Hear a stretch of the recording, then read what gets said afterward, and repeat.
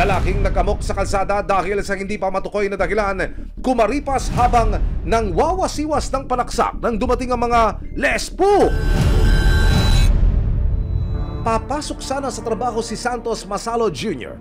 pero wala siyang kamalay-malay na may nakaabang na panganib sa kanyang daan.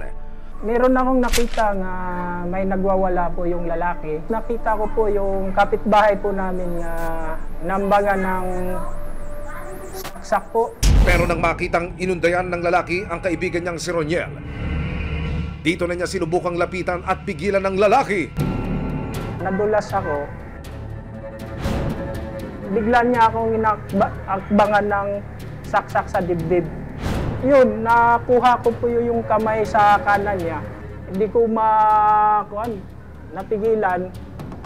Nagkuhan ako ng tsimpo nga makuha ko yung kutsilyo niya. Habang hawak ko yung kutsilyo, meron ring nagpapalo sa kanya.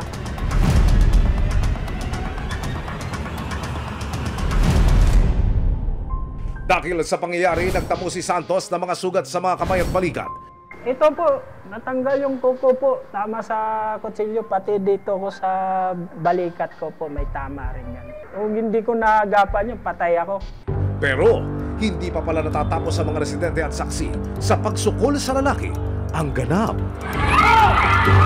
Amok turn to Kuya Grilled Quick. Yan! Yan! Ayan! Tama na! Warak na ulo! Nang pagtulungan ng mga residente, agad nilang naibigay sa mga pulis ang lalaki bago dalhin sa presinto.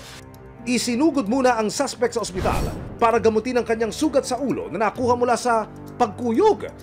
Napag-alamang Art de la Cruz ang kanyang pangalan. Yes, base po sa nakuha namin na information, palaboy po talaga yung suspect. So hindi po siya nakatira doon sa barangay na yon. Dalawa ang inosenteng mga biktima na sinaksak ni Art.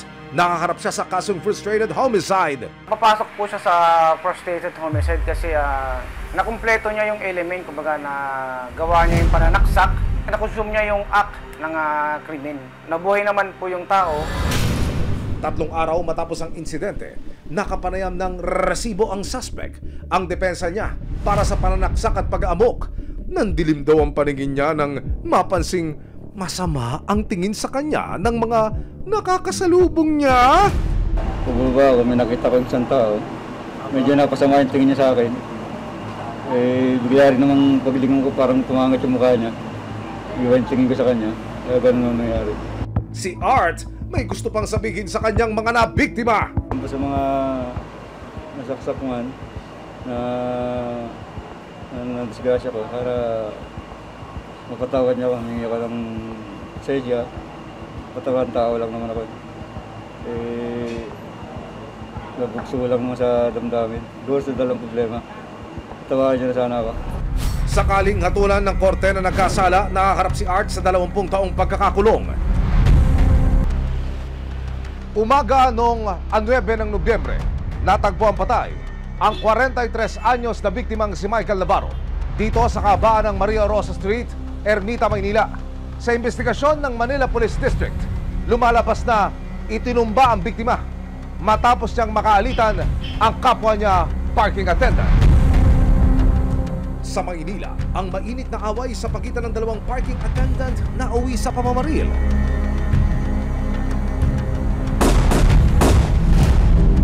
Naabutan ng resibo na nagtitirik ng kandila si Nanay Arsenia.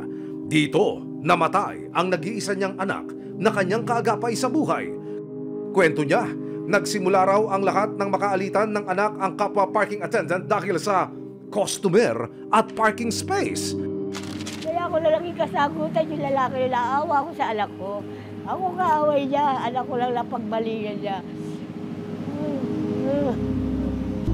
Sa patuloy na pag-iimbestiga ng resibo sa kaso, ibinahagi ng Manila Police District o MPD ang closed-circuit television o CCTV footage ng pamamaril kay Michael.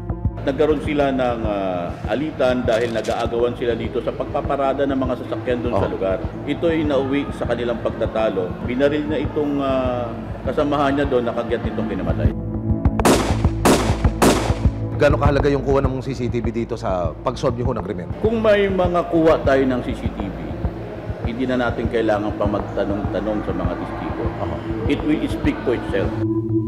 Doble dagok daw ang pinagdaraanan ni Nanay Arsenia dahil bukod sa biglaang pagpanaw ng kanyang anak, napag-alaman din niyang mabilis nang nakatakas ang suspect na kinilalang si Andy Miranda. Ang tanging hiling lang niya, matunto na ang gumawa nito sa kanyang anak bago pa niya ihatid si Michael sa kanyang huling hantungan. Mahuli lang siya, ma'am. Gusto ko lang, bago mailibing anak ko, mahuli siya para matahimik ang ng anak ko. Sa sunod-sunod na isinagawang backtracking at follow-up operations ng Homicide Division, Manila Police Station 5 at Recibo. November 12, 2024, natuntun din ng mga otoridad ang huling lokasyon ng suspect. Agad rin tayong nag-conduct ng CCTV backtracking. Nasundan po natin siya kung saan siya tumungo. At napag-alaman ng mga investigador na ibinebenta na pala ng suspect ang ginamit niyang motor para makatakas mula sa pinangyarihan ng krimen. Uy, kuya, hindi ka very mindful sa part na yan, ha? Yes, yung getaway vehicle po niya. So, doon agad-agad nakipag-transact yung ating isang pulis na humantong sa pakikipagkita sa kanya sa isang probinsya. Kasama ang Recibo mula sa Maynila, nagtungo sa Talavera, Nueva Ecija ang mga operatiba ng MPD para hulihin ang suspect. Kuya Andy, it's time to meet your buyer. Nang kumagat ang suspect sa mga buyer kuno ng kanyang motor na mga pulis na pala, agad nang nasilo si Andy Miranda. Andy Benson nga, di ba? O, ikaw daw, ikaw ba, di ba? O, ikaw! Tayo! Ikaw ay Dahil sa pagkamatay ng biktima, naharap si Andy sa kasong murder.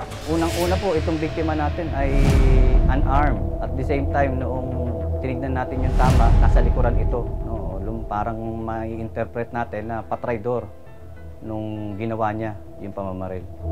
Kung mapatunayang nagkasala, pwede siyang makulong ng habang buhay. Sa ngayon, pansamantala muna siyang nakahimpil sa custodial facility ng MPD. 2 araw matapos mahuli ang suspect, eksklusibo naming nakausap ang suspect. Meron kong panawagan ba sa pamilya nitong biktima kung sakali? Sana po mapag-usapan namin yung mapagkasunduan na ayusin na lang po ito. Dahil hindi ko naman po kagustuhan yun. Sa pagkakahuli sa suspect, tila gumaan daw kahit papaano ang kanyang pangungulila sa anak. Nakakatawa-tawa na nga ako eh. Para kahinga ako ng maluwag nung mabalita akong nahuli siya. Maraming salamat po sa mga tumulong sa akin. Panatag na loob ko ngayon. Ang init ng ulo, maaaring palipasin pero oras na mauwi sa karasan at madilim ang paningin. Nariyan ang mga otoridad para panagutin ang mga itinuturong salarin.